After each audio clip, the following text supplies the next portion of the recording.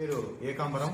నేను దేవాదాయ ధర్మాదాయ శాఖలో 35 సంవత్సరాలుగా పనిచేస్తూ ఈరోజు ఉప కమిషనర్ హోదాలో బోయకొండ గంగమ్మ దేవస్థానం, మాణిక్యవదన స్వామి దేవస్థానం ఈవోగా పనిచేస్తున్నాను. ఈరోజు నా మీద శ్రీ కళ్యాణ వెంకటరమణ స్వామి దేవస్థానం నందు 352 గ్రాముల బంగారు అవకతవకలు జరిగినాయని, అవి లేవని ఆదినారాయణ అని జయించే వ్యక్తులు నా మీద ఫిర్యాదు చేసినందుకు కాను నేను దాని మీద ఖండిస్తున్నాను. ఆ కంప్లైంట్ నా మీద ఆదినారాయణ గారు ఇచ్చిన కంప్లైంట్ పూర్తిగా అవాస్తవము. వాళ్ళ బావ పుంగనూరు కళ్యాణ వెంకటేశ్వరంలో అటెండర్గా పనిచేసే చంగప్పకు నాకు ఉద్యోగపరంగా 2020లో అతన్ని సస్పెండ్ చేయడము,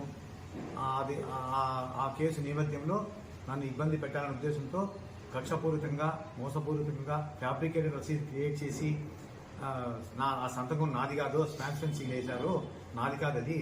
నేను ఈ విషయం నాకు తెలుస్తానే నేను నిన్ననే పుంగనూరు పోయి పిఎస్సినందు కూడా వాళ్ళ మీద ఆదినారాయణ మీద వాళ్ళ మీద కంప్లైంట్ కూడా ఇచ్చాను. గతంలో కూడా చంగప్ప అనే అతను అటెండర్గా పనిచేసేవాడు, నేను అధికారం ఇచ్చానని చెప్పి రసీదులు అతనే సంతకం పెట్టడము. తర్వాత నా మీద యూట్యూబ్లో నేను 2020లో అతన్ని సస్పెండ్ చేసి దుర్వినియోగం చేసి సస్పెండ్ చేయడంలో నా మీద ఎన్నో యూట్యూబ్ ఛానల్లో మాణిక్య స్వామి నగలు దొంగలించానని, లేవని ఎంక్వైరీ పెట్టడము. దాని మీద ఎంక్వైరీ అధికారులు అది లేవు, ఉన్నాయని, అప్పుడు 2004లో జరిగింది, ఇతని పీరియడ్ కాదని చెప్పడము.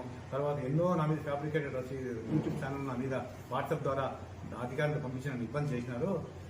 ఇవన్నీ కూడా నేను మనసులో పెట్టుకొని నన్ను ఏ విధంగా మానసికంగా దెబ్బతీయాలనే ఉద్దేశంతోనే వీళ్ళు ఆదినారాయణ వ్యక్తిని ప్రవేశపెట్టి, ఇతను ఆదినారాయణ వ్యక్తి చంగప్ప అనే అతనికి బావ, ఇతని చంగప్ప చెల్లెని అతను చేసుకున్నాడు.